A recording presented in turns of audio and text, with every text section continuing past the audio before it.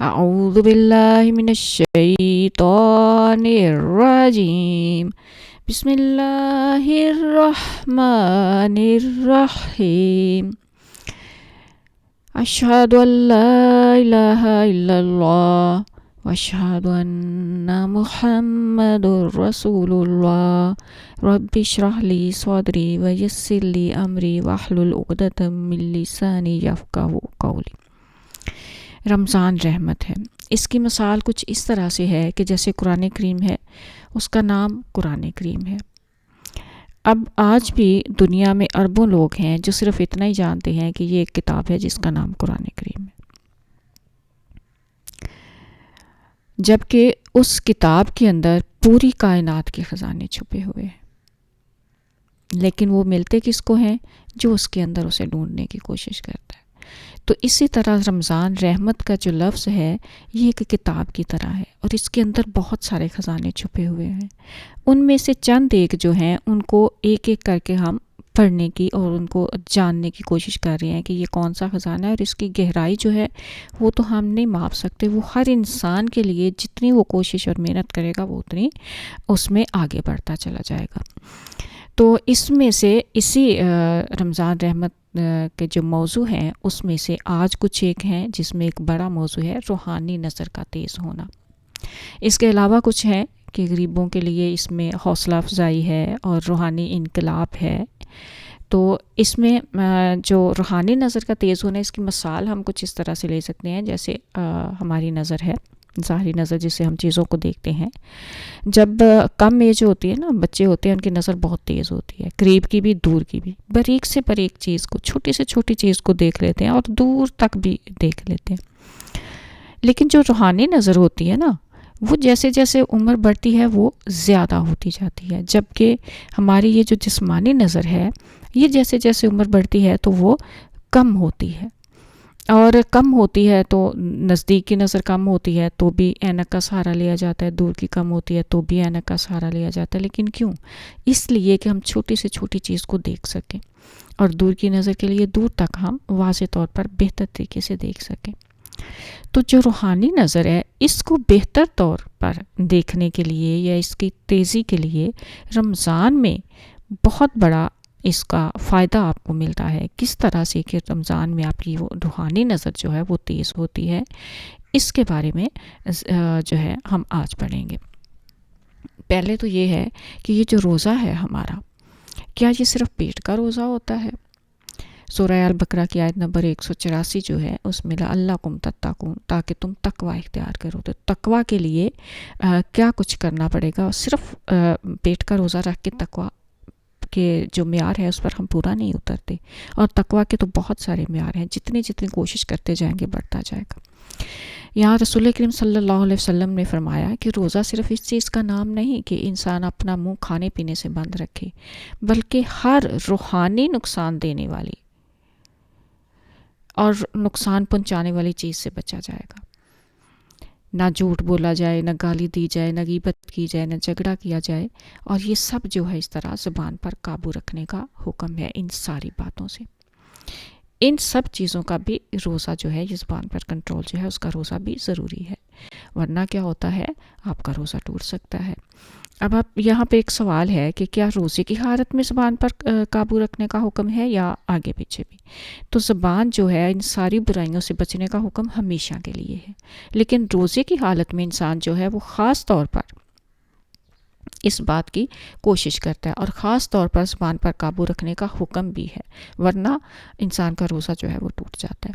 اگر کوئی شخص 1 مہینے تک اپنی زبان پر قابو رکھتا ہے تو اس کی عادت ہو جاتی ہے، مطلب مشق کرتا ہے نا پورا مہینہ، تو اس میں وہ ماہر ہو جاتا ہے، پھر وہ ان برائیوں سے بچ جاتا ہے. اس عادت کا اس کو یہ فائدہ ہوتا ہے کہ وہ ان برائیوں سے ہمیشہ کے لیے بچ جاتا ہے، محفوظ ہو جاتا ہے، اور اپنے آپ کو ان گناہوں سے بچا لیتا ہے. اللہ تعالیٰ اس کی حفاظت کرتا ہے. تو یہ اللہ تعالیٰ کی طرف سے ایک تربیت اور مشق ہے، اس انسان کو گناہوں سے بچانے کی تربیت. پھر روزوں کا جو روحانی انقلاب ہے، اس کو ہم دیکھتے ہیں کہ روزوں کا ایک بڑا فائدہ جو ہے وہ یہ بھی ہے کہ اس کے نتیجے میں جو تقویٰ ہوتا ہے وہ بڑھ جاتا ہے. انسان اس پہ ثابت قدم ہو جاتا ہے. یعنی کہ ایک چیز ہوتی ہے ثابت قدم کا مطلب کیا ہوتا ہے کہ وہ مسلسل کرنا. یہ نہیں کہ ایک دن کام کیا بس ختم، نہیں، ثابت قدم مسلسل ایک کام کرنا. تو تقویٰ پر انسان جو ہے وہ ثابت قدم ہو جاتا ہے، اور اس سے کیا ہوتا ہے کہ اس کی جو روحانیت ہے اس کے درجے بڑھتے ہیں، اس کے درجے بڑھنا شروع ہو جاتے ہیں. کیونکہ جیسے جیسے انسان جس چیز کے مشق کرتا ہے تو وہ ماہر ہوتا چلا جاتا ہے. تو اسی طرح جب انسان ان برائیوں سے بچتا ہے تو اس کی روحانیت جو ہے، روحانی جو مدارج ہیں وہ بڑھنے لگتے ہیں. روزوں کے نتیجے میں اور پھر کیا ہوتا ہے کہ صرف جو امیر لوگ ہیں وہی اللہ تعالیٰ کا قرب حاصل نہیں کرتے، اللہ کے قریب نہیں ہوتے، غریب بھی قریب ہو جاتے ہیں روزوں کی صورت میں. اچھا، امیر زیادہ کیسے قریب ہوتے ہیں؟ پہلے کہ صرف امیر قریب نہیں ہوتے بلکہ غریب بھی ہو جاتے ہیں، کیونکہ امیر جو ہوتے ہیں وہ ان کے پاس جتنا ہوتا ہے وہ اس حساب سے خرچ کر لیتے ہیں اللہ کی راہ میں، تو وہ اللہ کے قریب ہو جاتے ہیں. لیکن رمضان میں غریب جو ہیں وہ بھی امیروں کی طرح اللہ کے قریب ہو جاتے ہیں، وہ بھی اپنے اندر ایک روحانی انقلاب جو ہے وہ محسوس کرتے ہیں، اور اللہ تعالیٰ کا جو وصال ہے اس کو محسوس کرتے ہیں، اس کا لطف اٹھاتے ہیں. عام طور پر کیا ہوتا ہے کہ جو غریب لوگ ہوتے ہیں وہ، اور غربت تو ہر جگہ پہ ہے، شروع سے ہے اور ہمیشہ سے رہے گی، غریب اور امیر ہمیشہ رہیں گے. تو وہ سارا سال جو ہے وہ تکلیف سے، تنگی سے وقت گزارتے ہیں، اور بعض وقت انہیں کھانے کو ملتا ہی نہیں، فاقہ کرنا پڑ جاتا ہے، اور بعض وقت اچھا کھانے کو نہیں ملتا تو وہ بس گزارا کرتے ہیں. تو رمضان میں اللہ تعالیٰ کیا بتا رہے ہیں کہ ان فاقوں سے بھی ثواب حاصل کر سکتے ہو. اور یہ کیا ہے کہ اللہ تعالیٰ کا قانون ہے جس کا اتنا بڑا ثواب ہے. یعنی کہ فاقہ کر کے یہ اللہ نے ایک قانون بنا دیا کہ آپ سارا دن کھاتے پیتے نہیں، تو آپ کو اس کا کتنا بڑا ثواب ملتا ہے. اس کے لیے اللہ تعالیٰ فرماتے ہیں، حدیث میں ہے کہ اللہ تعالیٰ فرما رہے ہیں کہ ساری نیکیوں کے فوائد اور ثواب الگ ہیں، لیکن روزہ کی جزا خود میرے ساتھ ہے. اور خدا تعالیٰ کے ملنے کے بعد انسان کو اور کیا چاہیے؟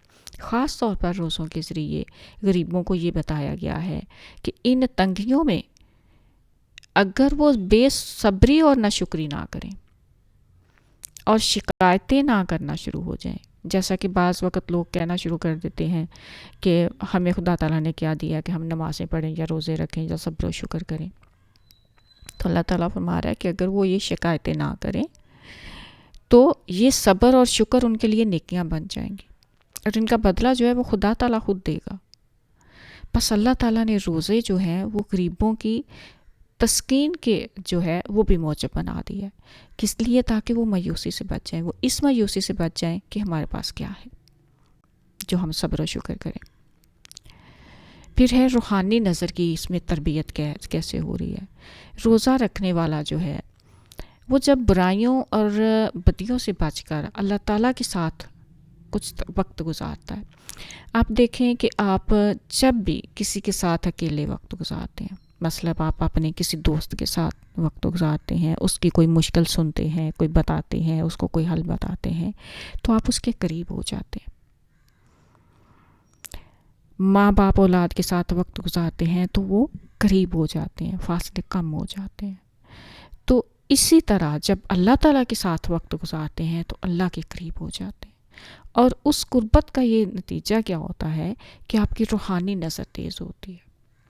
اور جب روحانی نظر تیز ہوتی ہے تو اس سے کیا فائدہ ہوتا ہے آپ کو؟ نظر تیز ہونے کا فائدہ کیا ہوتا ہے کہ آپ چھوٹی سے چھوٹی چیز کو دیکھ سکیں، اپنی چھوٹی چھوٹی برائیوں کو دیکھ پاتے ہیں. جن برائیوں کو آپ عام حالات میں نہیں دیکھتے وہ آپ کی نظروں سے اوجھل ہو جاتی ہیں، آپ ان کا خیال نہیں کرتے، آپ کے ذہن میں وہ چیزیں نہیں آتی. لیکن جیسے ہی آپ کی یہ روحانی نظر تیز ہوتی ہے تو آپ ان چھوٹی چھوٹی اپنے چھوٹے چھوٹے گناہوں کو، چھوٹی چھوٹی جو ہیں غلطیاں کوتاہیاں ان کو دیکھتے ہیں، اور پھر جب دیکھتے ہیں تو پھر ان سے بچنے کی کوشش کرتے ہیں، اور پھر دور تک دیکھ سکتے ہیں آنے والے کل میں، اور ماضی میں دیکھتے ہیں ہم نے کیا غلطی کی، ہم نے کیا گناہ کیا، اس کے لیے اللہ سے توبہ استغفار کرتے ہیں، اور آنے والے وقت کے لیے دور تک دیکھتے ہیں اور چھوٹی بڑی چیزوں کو دیکھتے ہیں.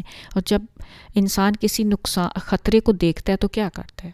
اس کی جو نیچر ہے، اس کی فطرت یہ ہے کہ وہ اس سے بچنے کی کوشش کرتا ہے. تو یہ آپ کی روحانی نظر کی جو تربیت ہے، جو تیزی ہے، یہ آپ کو ان چیزوں سے بھی بچاتی ہے جو عام جب یہ نظر کم ہوتی ہے تو آپ ان کو نہیں دیکھ پاتے.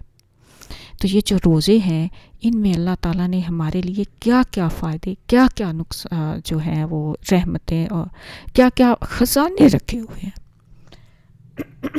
معذرت، اتنے خزانے چھپے ہوئے ہیں، اس طرح سے ہمارے لیے فائدے ہیں کہ ہماری سوچ بھی وہاں تک نہیں پہنچتی ہے.